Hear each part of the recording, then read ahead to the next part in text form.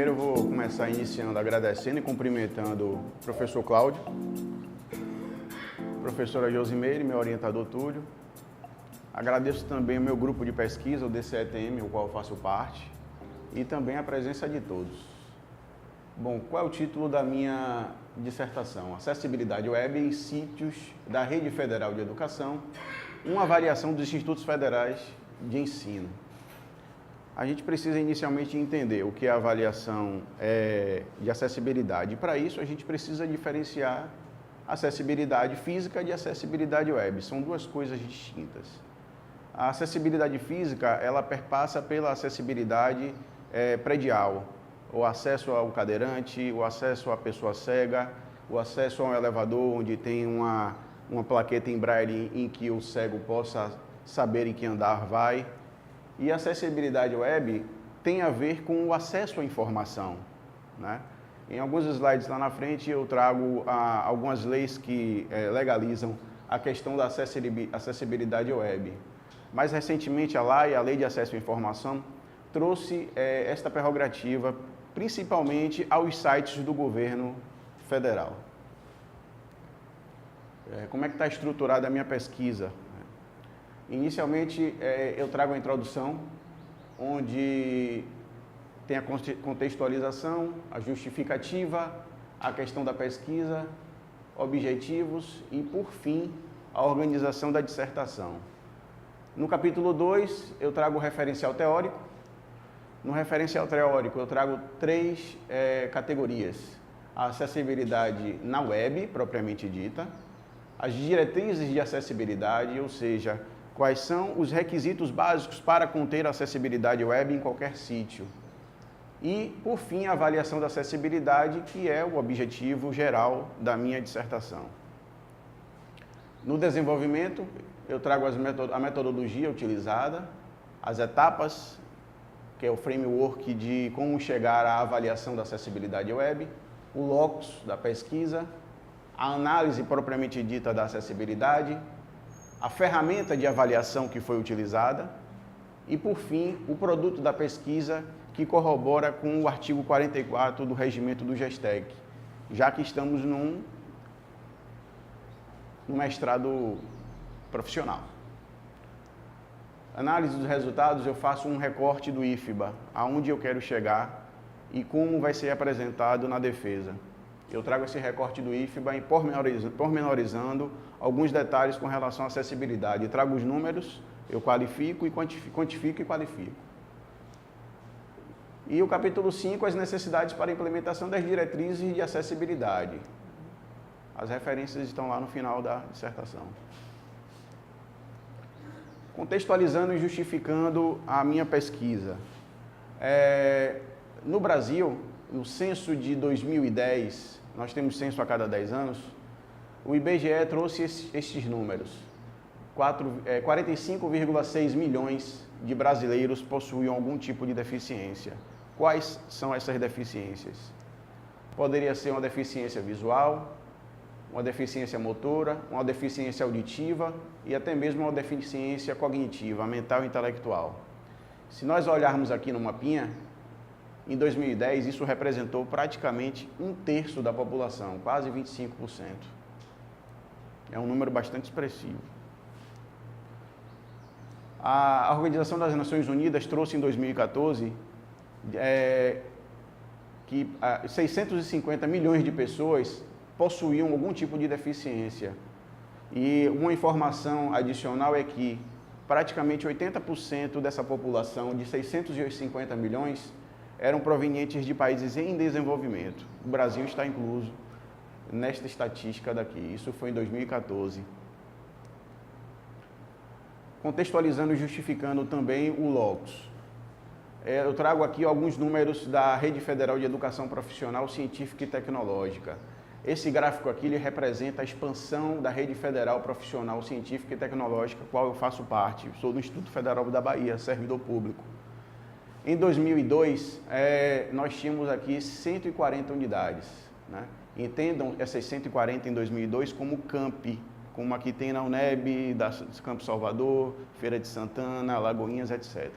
Em 2002, nós tínhamos 140.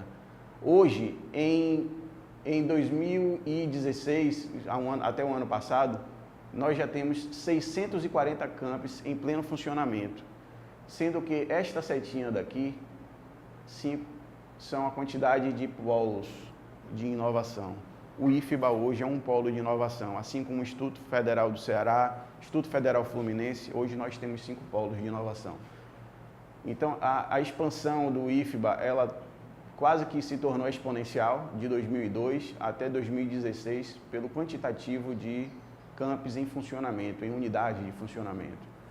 O locus da pesquisa, ela trata apenas dos campos dos institutos federais principais. Eu trago 27 campos, são 26 mais o Distrito Federal.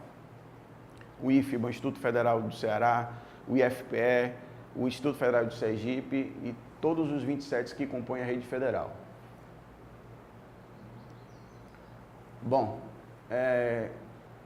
o que acontece hoje no governo federal em relação à acessibilidade?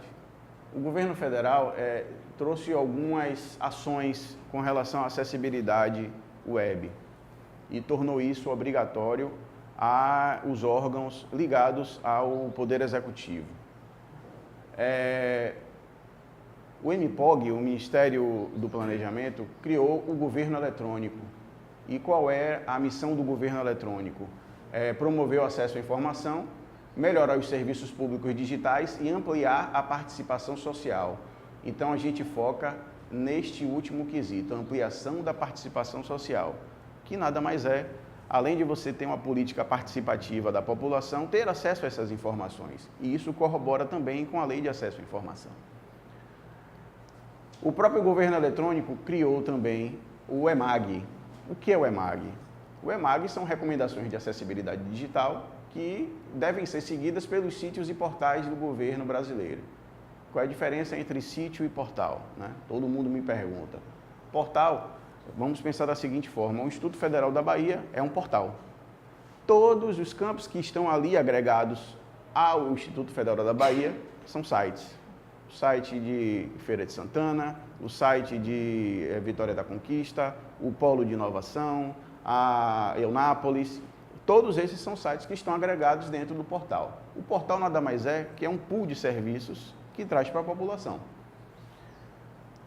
Recentemente, em 2014, foi instituída uma portaria onde todos os sites do governo federal devem possuir o IDG, que é a Identidade Digital do Governo.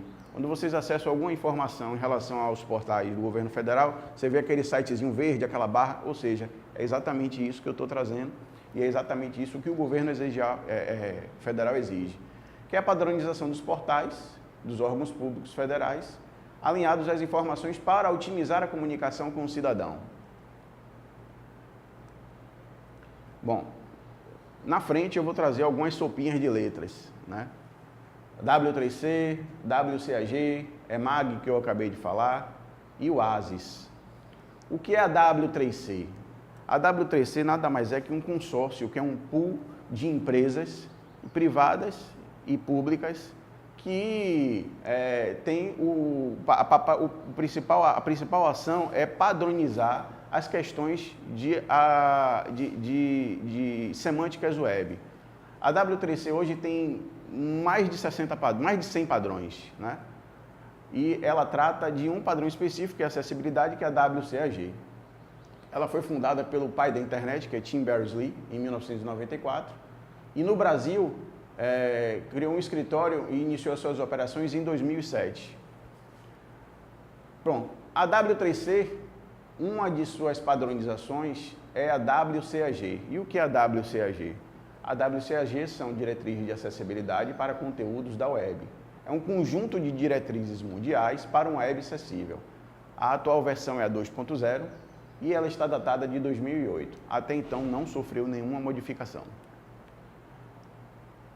Trago também o EMAG, que é o principal motivo da minha dissertação. O que é o EMAG? É um modelo de acessibilidade em governo eletrônico. É um conjunto de recomendações que padroniza a acessibilidade em sítios do governo federal. A atual versão é 3.1 e está datada de 2014. Por que eu utilizei o EMAG e não utilizei o WCAG, que é um padrão mundial? Imagine só, chega no Ministério do Planejamento e diz, olha, a partir de 2014, todos os sites do governo federal precisam ter acessibilidade. Ou seja, aquelas pessoas que têm dificuldade de acessar a informação precisam acessar as informações do governo federal. E aí ele te entrega um calhamaço de 700 páginas, que são padrões mundiais. Deixa eu voltar aqui, acabei passando. Que são padrões mundiais. Então, o que o governo federal fez? Vamos pegar isso e adaptar a nossa realidade. A realidade surgiu o EMAG. O EMAG hoje é composto de 6 diretrizes destrinchadas em 45 recomendações, totalmente padronizadas à acessibilidade web do governo federal e dos sites do Poder Executivo. Temos o ASIS, que é um avaliador simulador de acessibilidade em sítios. É esta ferramenta que eu vou utilizar, que é uma ferramenta automática, para avaliar a acessibilidade à web das páginas. Por que eu utilizei o ASIS? O ASIS hoje ele é um padrão do SERPRO, que é a empresa de processamento de dados do governo federal, e que está umbilicalmente ligada ao EMAG. Então, todas as análises de acessibilidade que contém aqui no ASIS, ela segue as 45 recomendações do EMAG. Diante disso, eu trago a minha questão da pesquisa, né? Os sítios dos Institutos Federais de Ensino que compõem a Rede Federal de Educação atendem aos padrões de acessibilidade web adotados pelo governo federal brasileiro?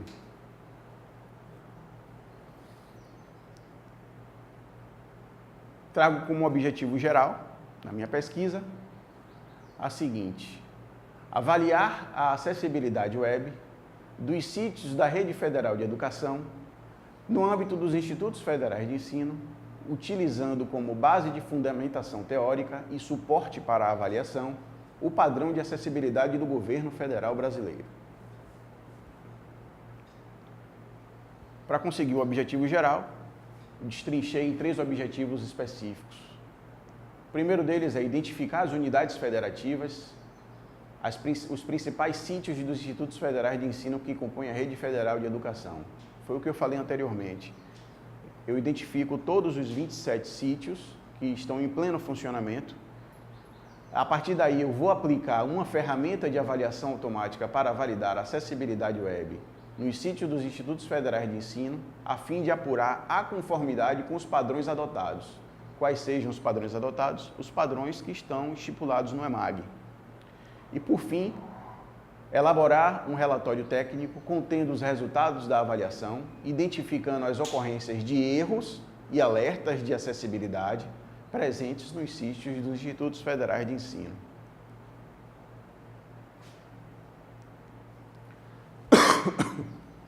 Referencial teórico, eu trago aqui alguns autores. Tem outros autores, esses são os principais no quais eu estou trabalhando.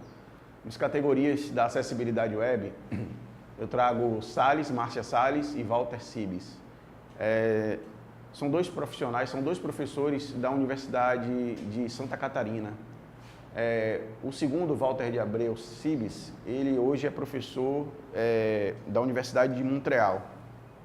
Ele criou na Universidade Federal de Santa Catarina o laboratório de usabilidade e acessibilidade, que até hoje funciona.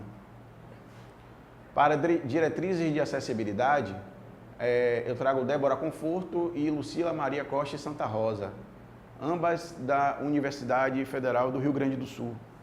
As duas são doutoras em educação e trabalham com acessibilidade.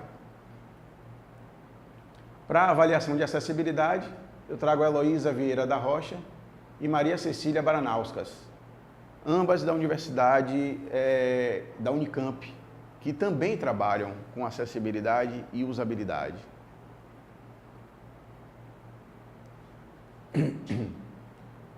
Eu trago aqui, não poderia deixar de mencionar, a questão das legislações e documentos que são referentes à acessibilidade, né?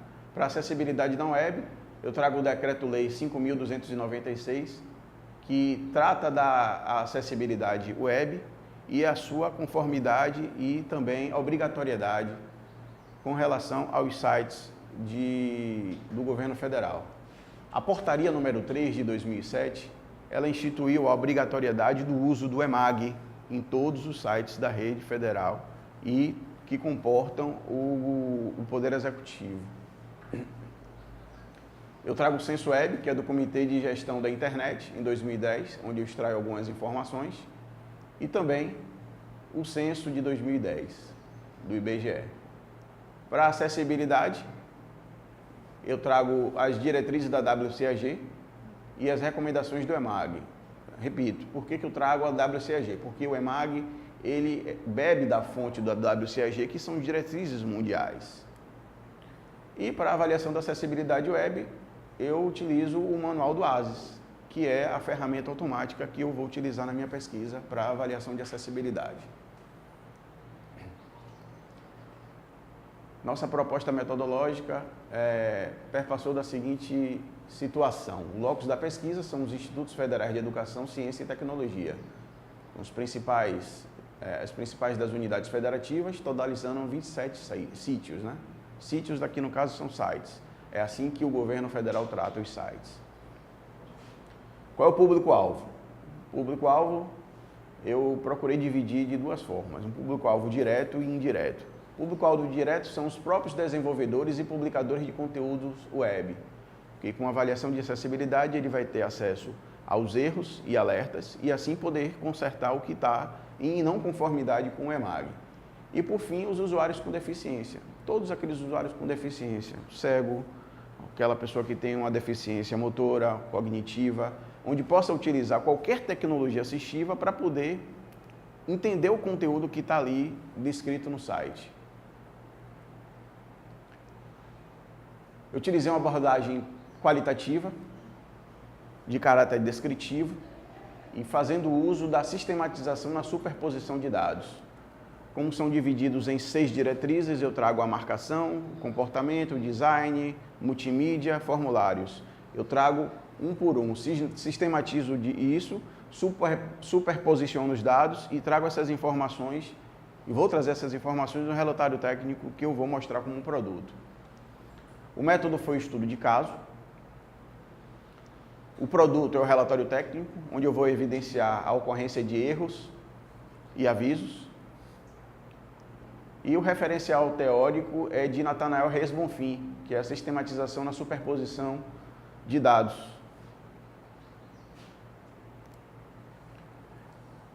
Como é que funciona o framework teórico de desenvolvimento dessa avaliação, né? Como é que eu vou iniciar o processo de avaliação? Primeiro eu vou identificar os sites da rede federal de ensino. Posteriormente, eu vou utilizar a ferramenta ASIS automática para registrar os resultados da pesquisa e me trazer a avaliação de acessibilidade. E por fim, eu faço a avaliação de acessibilidade em conformidade com as recomendações do EMAG. E isso eu vou trazer, no fim, no relatório técnico.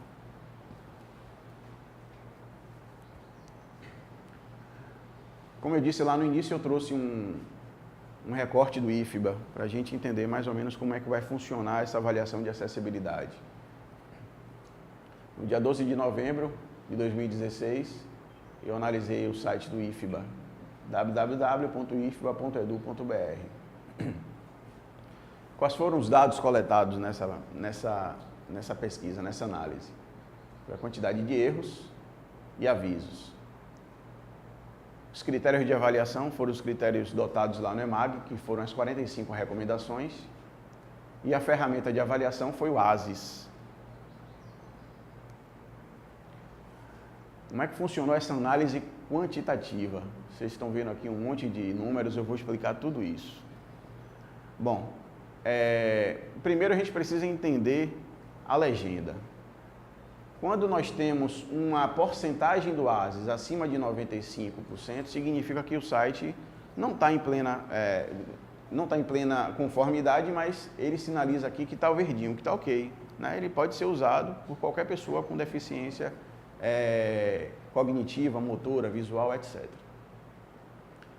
Nessa análise quantitativa, o IFBA se encaixou nessa perspectiva aqui, quase com o laranja, que é um alertazinho dizer, ó, você tem que dar uma melhorada aqui.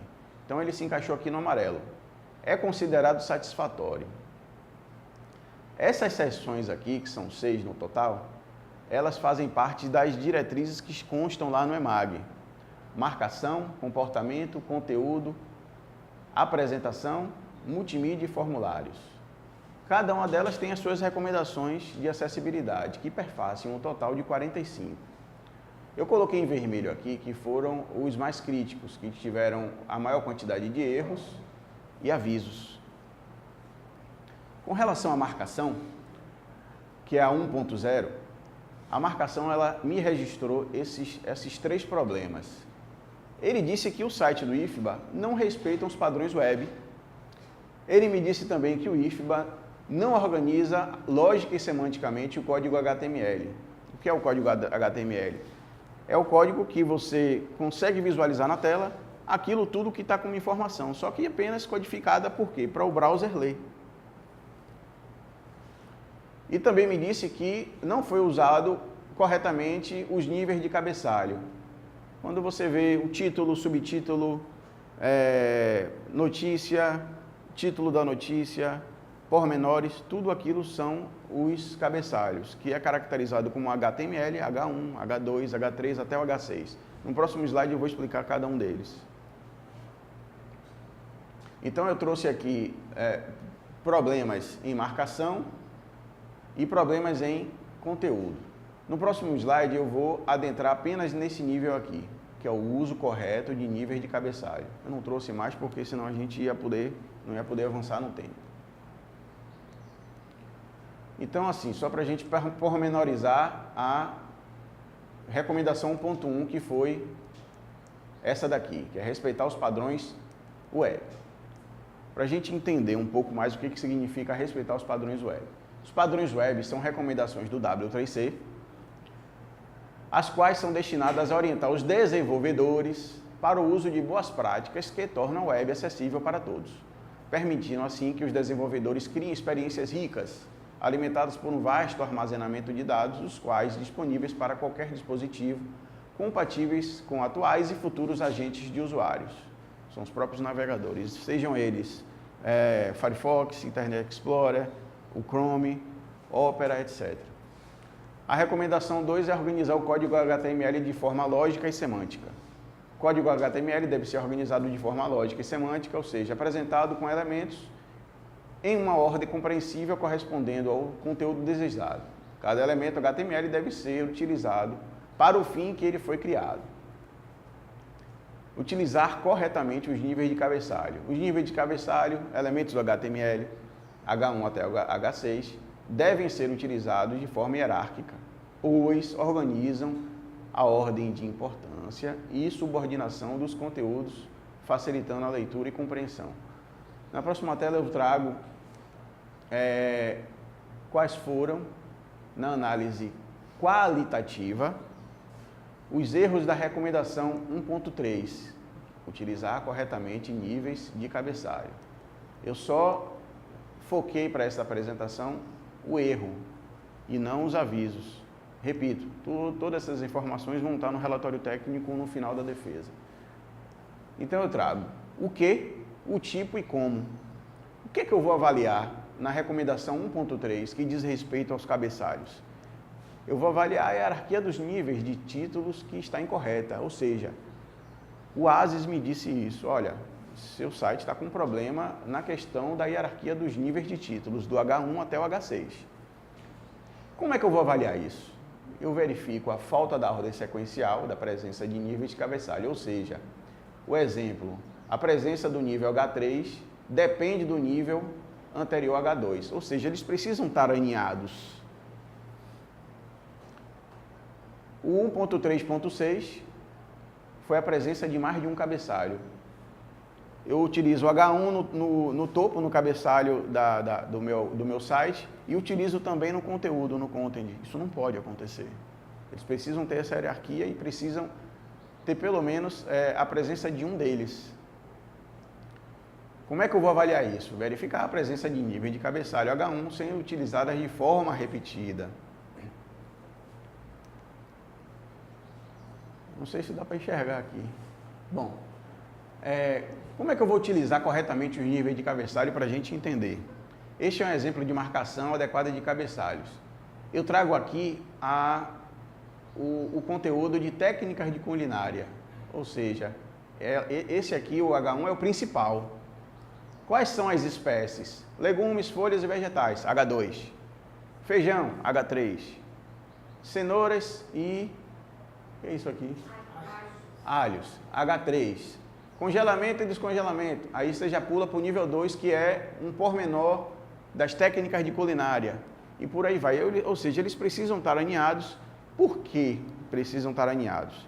Imagine um cego que precisa utilizar um leitor de tela para entender tudo que está aqui. Como é que ele vai fazer isso? Ele tem uma série de ferramentas de tecnologia assistivas, né? Ele utiliza o software, seja ele proprietário ou open source, para ler todas essas tags aqui, H1, P, H3, e o software já entende que tem uma hierarquia. E o que ele utiliza? Apenas a tecla Tab. Ele vai do H1, H2, H3, H4 até H6. E por aí no sentido de cima para baixo. Imagine se no site do IFBA eu tiver 2H1. Como é que vai se comportar o software da tecnologia assistiva? O cego não vai conseguir entender nada. E aí dentro do visual, como é que eu pude dividir aqui o site? Eu trouxe o site do Portal Brasil. Ele trabalha aqui com o header, que é o cabeçalho, né? Que é aquela tarja verde que fica logo na entrada do site. O H1 ele caracterizou aqui, logo de entrada, que é o Portal Brasil. O cego dá o tab, ele já diz, você está no Portal Brasil. Aí ele já fica sabendo. No lado esquerdo, essa recomendação do HTML5 é o nav. O que é o nav? É a navegação. Já utiliza aqui ó, o H2. Quando ele dá o outro tab, ele já diz todas as informações que ele pode acessar naquele site, através da navegação. Alguns conteúdos estão alinhados em comportamentos não listados, que é o LLI, que também são tags da HTML que não vem ao caso adentrar e explicar aqui. O importante é que o H1 a gente está no topo, eu dou um tab, o software consegue interpretar que aqui é referente ao título desta seção, o H3 é referente aos títulos de cada uma das notícias. E aí a gente passa para outra seção e assim sucessivamente. A gente divide aqui em seções. Tudo isso está organizado dentro do EMAG.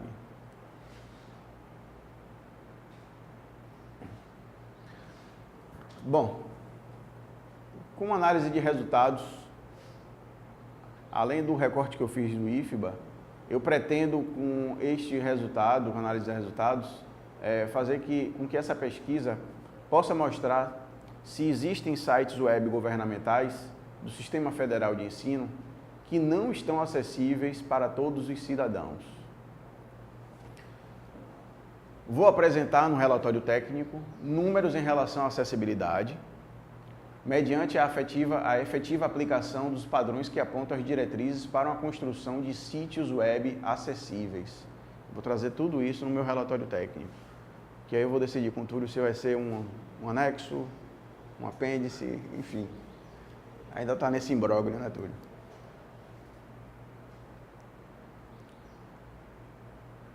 Trago como considerações o seguinte: o desenvolvimento eficaz de um sítio web acessível para todos pode ser obtido por meio da correta aplicação das diretrizes existentes no WCAG, que são aquelas regras mundiais de acessibilidade.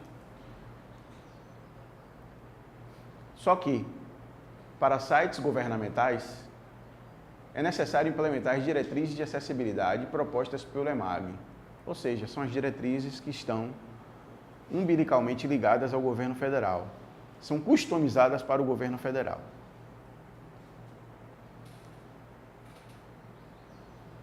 Finalizo a minha apresentação.